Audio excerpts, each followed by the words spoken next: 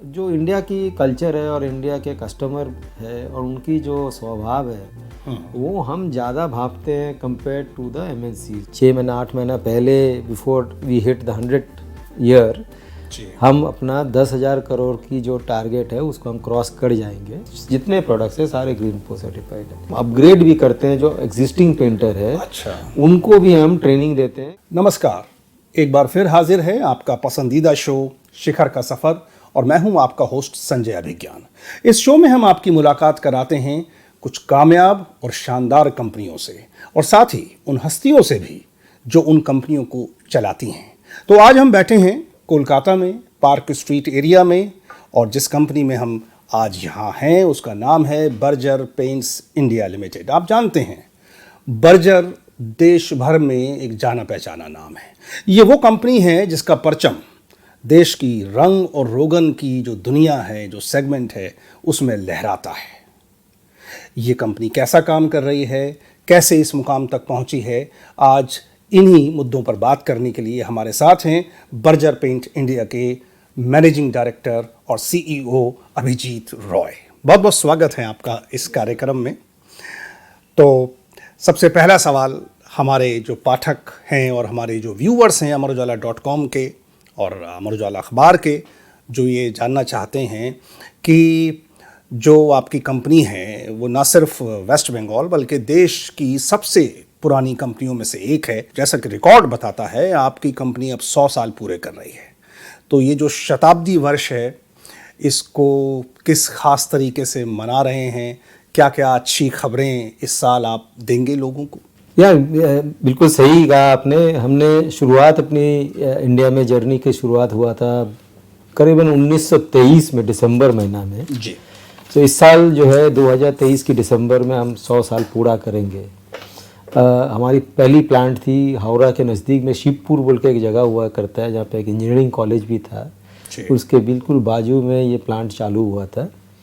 और उस समय ब्रिटिश कंपनी हुआ करता था, इसके नाम हैटफील्ड कंपनी के नाम से था जी। फिर ब्रिटिश पेंट्स हो गया, फिर इसको बर्जर पेंट्स हो गया। ये ब्रिटिशर्स फिर निकल गए जी। विजय माल्या जी इस कंपनी को लिया गया। अच्छा।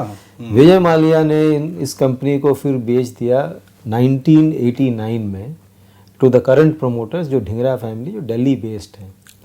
तो अभी उसके बाद से हम लोगों ने, उस समय हम इंडस्ट्रियल कंपनी हुआ करते थे जी, primarily focused on industrial products, protective coatings जी। आज भी हम उसमें लीडरशिप अपना पोजीशन बना रखे हैं।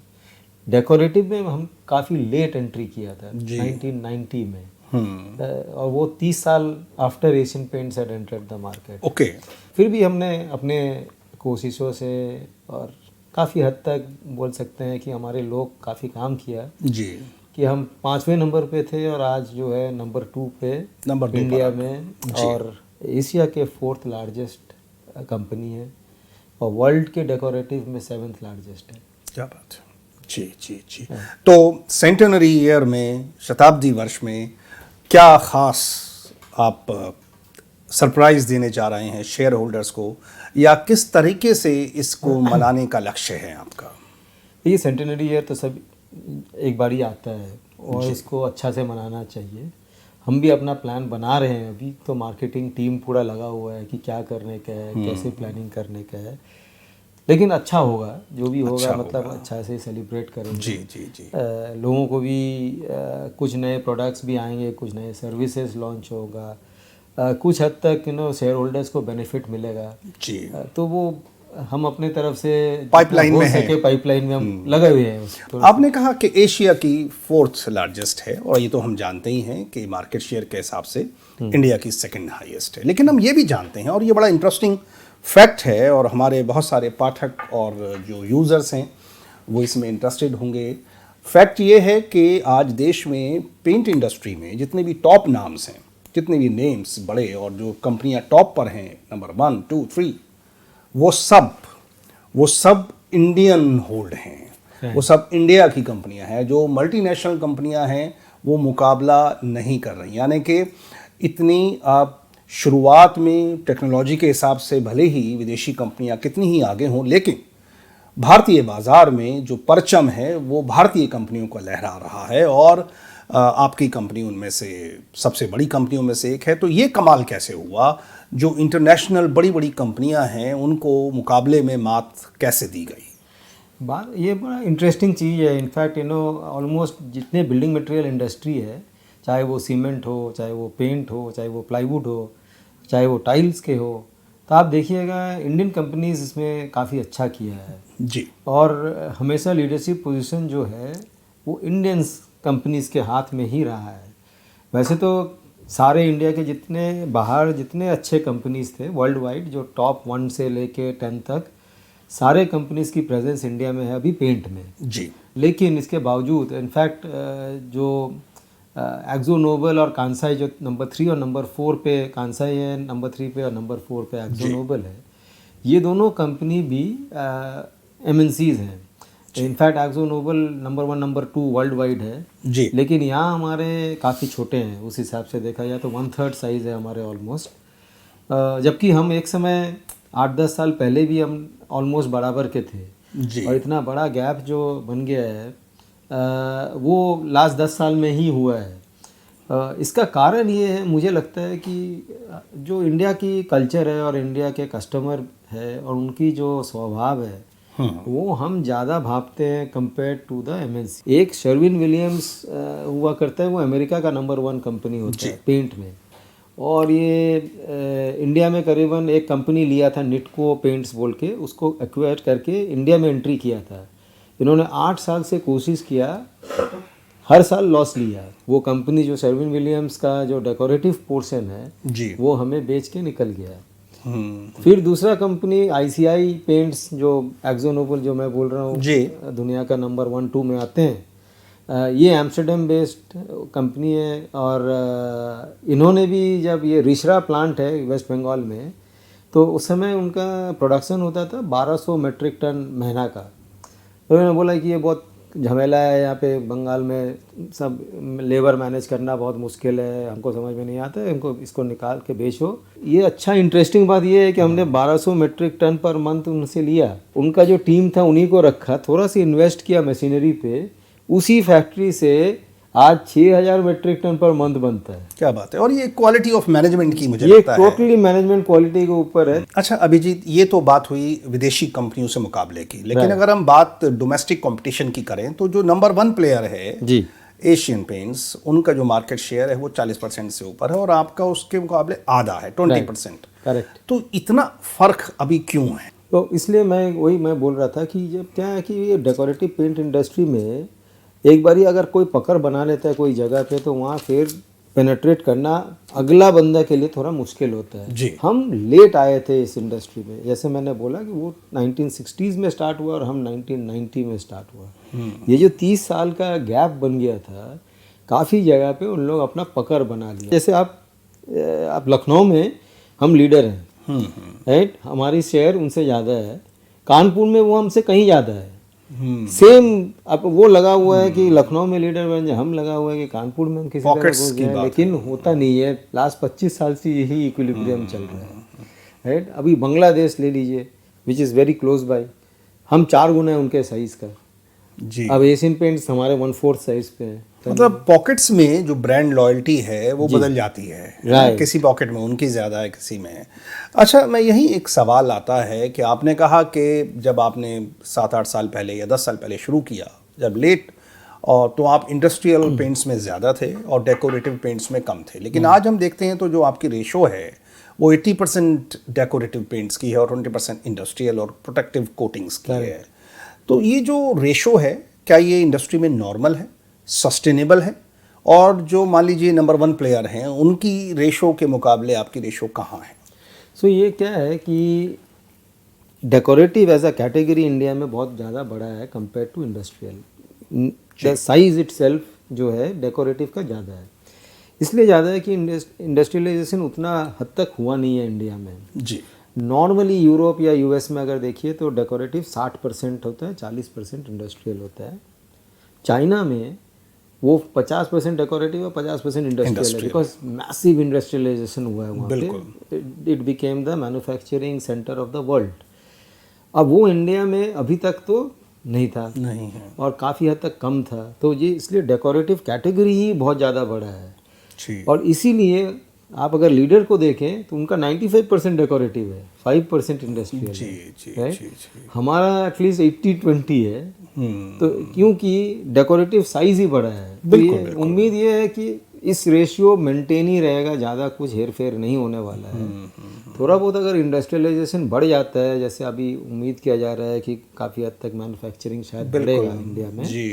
Then this change might happen slightly in direction of industrial. अभी जो आपका जो ओवरऑल रेवेन्यूज़ हैं वो 9-9.5 हज़ार करोड़ के आसपास चलते रहे हैं, लेकिन शताब्दी वर्ष में एक बेंचमार्क जो टारगेट होता है 10,000 करोड़ का, उसको छूने की बातें प्रेस में हम देखते रहे हैं।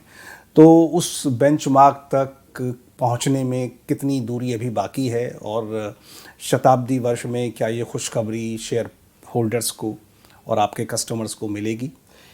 आपको जान के खुशी होगी कि एक्चुअली हमारी उम्मीद ये है कि इसी साल जो है, यानी कि 23 मार्च को, 6 महीना 8 महीना पहले, before we hit the 100 year, जी हम अपना 10,000 करोड़ की जो टारगेट है उसको हम क्रॉस कर जाएंगे।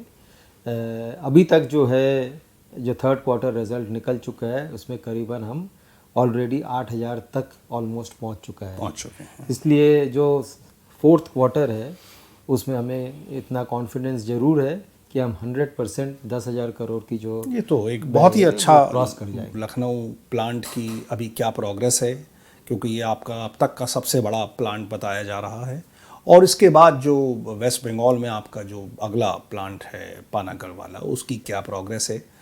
तो लखनऊ से बताइए, हमारे सारे ज़्यादातर पाठक तो आप जानते हैं वो यूपी। जी, ये लखनऊ हमारी सबसे बड़ी प्लांट होगी इंडिया में, और ये करीबन 1,000 करोड़ के ऊपर इसमें हमने इन्वेस्ट किया है। और इस प्लांट में हर एक टाइप के आइटम्स बनेंगे, और इसमें एक खासियत और भी है कि एक पूरा सेक्शन जो कलर एंड स्टेनर वगैरह बनेगा, वो लेडीज़ वहाँ पे काम करेगी, वो कोई वहाँ पे जेंट नहीं रहेगा। टोटली स्त्री शक्ति के हिसाब से वहाँ पे चालू रहेगा। वहाँ पे एक सेक्शन पूरा, एक फैक्ट्री का पार्ट उसमें ऐसा रहेगा। और इस फैक्ट्री का कैपेसिटी जो है 33,000 मेट्रिक टन पर मंथ। हमारी टोटल कैपेसिटी ऑल इंडिया आज के दिन में है 62,000 मेट्रिक टन। तो वो 62,000 टोटल कैपेसिटी के अगेंस्ट में एक फैक्ट्री 33,000 मेट्रिक टन बनाने वाला है, और टोटल जो है कैपेसिटी 62 से बढ़ के 95,000 मेट्रिक टन हो जाएगा। और जब ये हो जाएगा उसके बाद हम जो है पानागढ़ में इंडस्ट्रियल प्रोडक्ट्स होंगे, और उसके साथ साथ कंस्ट्रक्शन केमिकल, जिस सेगमेंट में हमने अभी वाटरप्रूफिंग और कंस्ट्रक्शन केमिकल में गए हैं, तो उसका काफ़ी हद तक माल जो है यहाँ पे बनेगा। अच्छा, अभी आपने लखनऊ की बात की, एक जहन में सवाल आता है कि आप एक ऑल इंडिया कंपनी हैं और आपका डिस्ट्रीब्यूशन नेटवर्क बहुत वास्ट है, तो जो कस्टमर्स की प्रेफरेंसेस होती हैं वो क्या रीजन के हिसाब से चेंज होती हैं? हिंदी बेल्ट की अगर हम बात करें, यूपी, बिहार और उत्तराखंड, आगे हिमाचल, हरियाणा, वहाँ की जो डिमांड है कलर्स के लिए या टाइप ऑफ पेंट्स के लिए, बाकी देश के मुकाबले क्या कुछ डिफरेंट होती है? तो उसके बारे में बताएं। काफ़ी हद तक डिफरेंसेस हैं पेंट के कलर के चॉइस के ऊपर, और the nature of the paint, दोनों पे डिफरेंस नज़र आता है। अच्छा, जैसे ये यूपी वाले बेल्ट, या मतलब राजस्थान, पंजाब, हरियाणा भी टू अ लार्ज एक्सटेंट, इसमें प्रेफरेंस ये है पेस्टल शेड्स के होते हैं बाहर। अच्छा, और जो अंदर भी होते हैं वो नॉर्मली पेस्टल शेड्स पे जाते हैं ज़्यादा। ये लाइट वाइट के वेरिएंट, बहुत लाइट टचेस में जाता है ना, तो बेज हो गया, एकदम हल्का सा शेड्स। देखिएगा वाइट बहुत ज़्यादा प्रेफरेंस पे आ जाता है। उसके साथ साथ हल्का टच ऑफ क्रीम, हल्का टच ऑफ कोई ऐसे हल्का कलर्स होते हैं सारे। अब वो जो अगर आप ईस्ट में आए या साउथ में जाएं तो बहुत ज़्यादा ब्राइट कलर्स नज़र आएगा। अच्छा, लाल पीले कलर्स, एकदम पूरा लाल पीले, सुर्ख चीखते हुए रंग, एकदम मतलब उसको बोलता है क्या लगाया, पेंट लगाया, दिखता ही नहीं है, तो ऐसे पेंट लगाने से मतलब क्या है, रंग बिरंगा बना, हाँ एकदम अच्छा कलर होना चाहिए, कलरफुल होना चाहिए, घर के अंदर भी बाहर भी दोनों। तो इसमें एक वेरिएशन है इन टेस्ट। अभी तक ई कॉमर्स का एक्सपोजर आपका कितना है? जो आपके डिस्ट्रीब्यूटर ऑफलाइन चैनल से मैं देख रहा हूँ 25,000 से ज़्यादा ही होंगे, प्लीज़ करेक्ट मी अगर काफ़ी ज़्यादा है, मतलब 35,000 से भी ऊपर है। 35,000 हैं। और जो मेरे पे लास्ट फिगर थी वो 25,000 की थी। और स्टॉक सेंटर्स जो आपके वो शायद 110 या 140 के करीब 140 वो हो गए हैं, तो बहुत अच्छी बात है, इजाफा हो रहा है। तो ऑनलाइन चैनल्स आपके जो हैं, आउटलेट्स हैं, वो उसके बारे में कुछ बताइए। ई कॉमर्स से कितना जुड़ गया है या अछूता है आपके हिसाब से?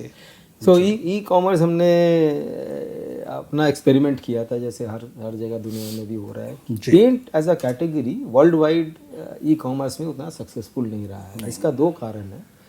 एक है कि आप जब कलर सिलेक्ट करते हैं तो स्क्रीन में जो कलर दिखता है वो एक्चुअली जो दीवार पे लगता है वो सेम कलर नहीं होता है, क्योंकि स्क्रीन रेजोल्यूशन के ऊपर कलर चेंज हो जाता है, ग्रीनिश कलर हो जाता है, कभी ब्लूइश हो जाता है। तो हर एक आदमी का अलग अलग, और वो अगर लाइट कलर हो तो और भी समझ में नहीं आता है कि ये कलर है क्या।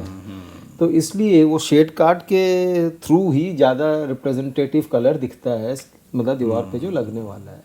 दूसरी बात ये है कि इसमें टेक्निकल नॉलेज थोड़ा ज़रूरत होता है कि दीवार की कंडीशन कैसा है और उसमें क्या ट्रीटमेंट करना चाहिए, उसमें एक कोट लगेगा या 2 कोट पेंट लगेगा, या वाटर प्रूफिंग का ट्रीटमेंट करना ज़रूरी है या नहीं है जी। जहाँ पे भी एडवाइस ज़रूरत है, जहाँ पे थोड़ा कंसल्टेशन की ज़रूरत है, वो आइटम्स बिकता नहीं है ऑनलाइन। तो हमारा अगला जो सवाल है वो रॉय साहब इस पर है कि आपकी जो इंडस्ट्री है वो पर्यावरण की दृष्टि से बहुत संवेदनशील है, एनवायरमेंटली बहुत सेंसिटिव मानी जाती है। जो केमिकल इस्तेमाल होते हैं, फिर उनका जो रिफ्यूज़ है, डिस्चार्ज है, उसको लेकर भी बहुत सावधानियां हैं।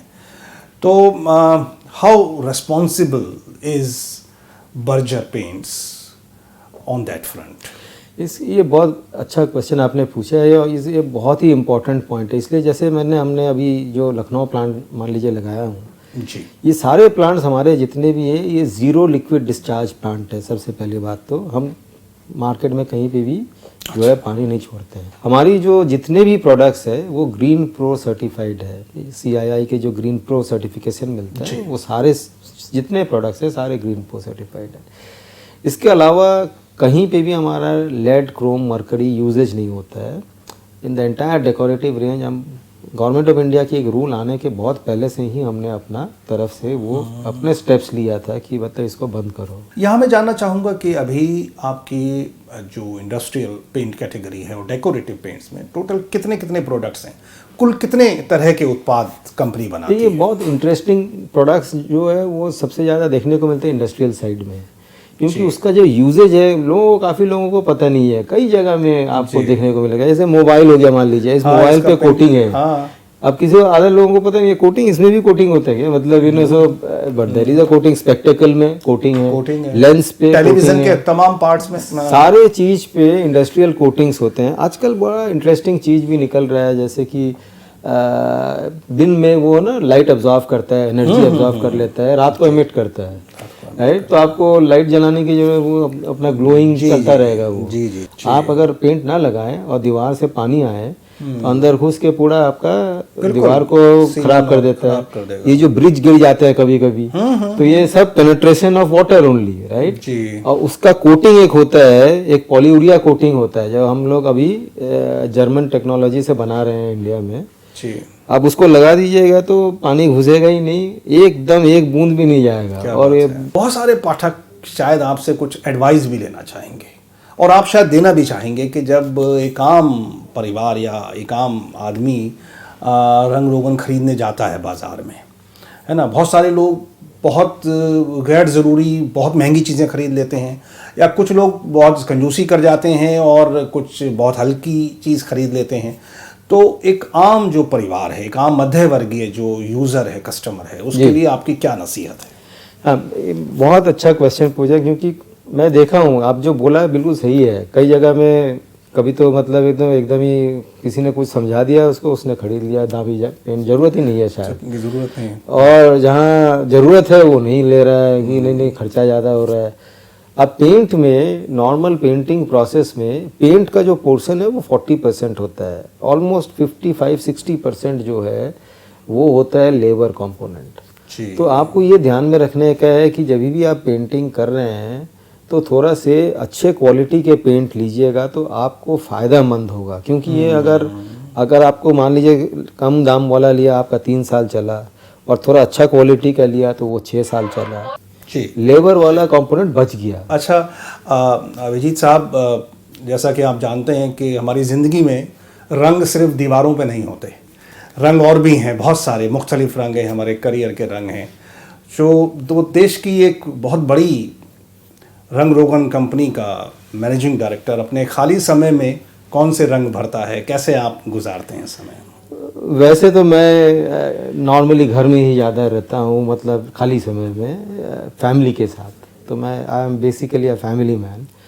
बहुत ज़्यादा सोसाइटी में घूमने वाला नहीं हूँ, जबकि यहाँ पे कलकत्ता में क्लब कल्चर है, काफ़ी क्लब्स वगैरह मैं मेंबर भी हूँ, लेकिन बहुत रेयरली जाता हूँ। टाइम निकाल जी।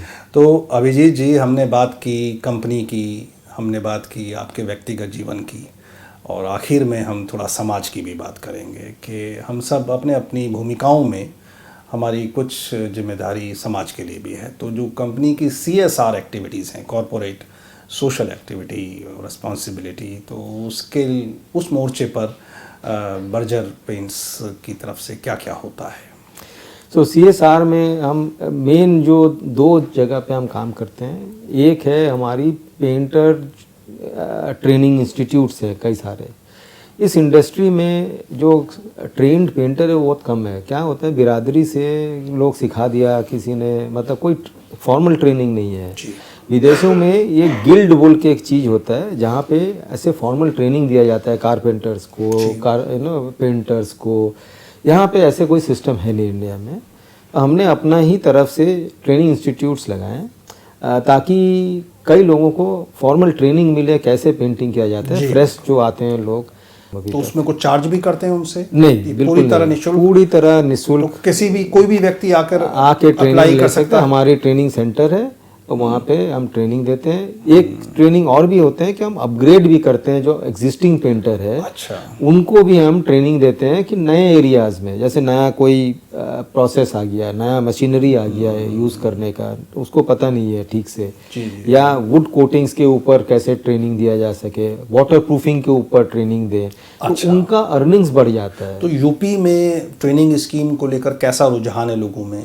बहुत इंटरेस्ट है, बिकॉज यूपी का एडवांटेज क्या है कि ये लोग फिर बाहर एमिग्रेट भी कर जाते हैं। कई लोग जाके अहमदाबाद में काम कर रहे हैं या साउथ में काम कर रहे हैं, ट्रेनिंग लेकिन हमारे सेंटर में हो रखा है, ऐसे कई लोग हैं। आपको लगता है कि आने वाले भविष्य में, मतलब महीनों में, जो पेंट इंडस्ट्री है और ख़ासतौर पर लेबर पार्ट जो है, उसमें पढ़े लिखे लोग भी बड़े सम्मान के साथ, गौरव के साथ आ सकेंगे? अभी भी 14% करीबन ग्रेजुएट्स होते हैं, 2% पोस्ट ग्रेजुएट है। बहुत बढ़िया बात। तो जैसा कि अभी आपको बताया, बर्जर पेंट्स इंडिया के MD अभिजीत रॉय हमारे सामने हैं, हमारे साथ हैं। और जैसा कि पुरानी कहावत है कि किसी व्यक्ति का एक दिन पेट भरना हो तो उसे मछली दे दो, और अगर ज़िंदगी भर उसका पेट भरना हो तो उसे मछली पकड़ना सिखा दो। तो बर्जर पेंट्स इंडिया न सिर्फ अच्छा पेंट अपने कस्टमर्स को उपलब्ध करा रही है, बल्कि साथ ही रोजगार के मोर्चे पर इसको एक सम्मानजनक पेशा बनाने के लिए भी बहुत काम कर रही है।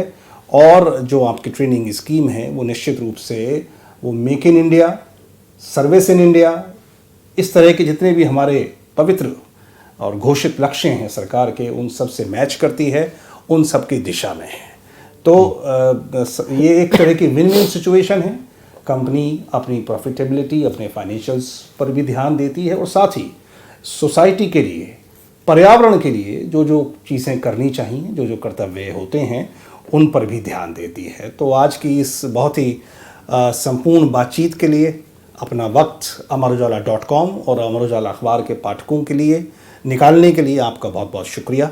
और हमें उम्मीद है कि आप ऐसे ही हमारे दर्शकों से और व्यूअर्स से मुखातिब होते रहेंगे। बहुत बहुत शुक्रिया, थैंक यू, धन्यवाद।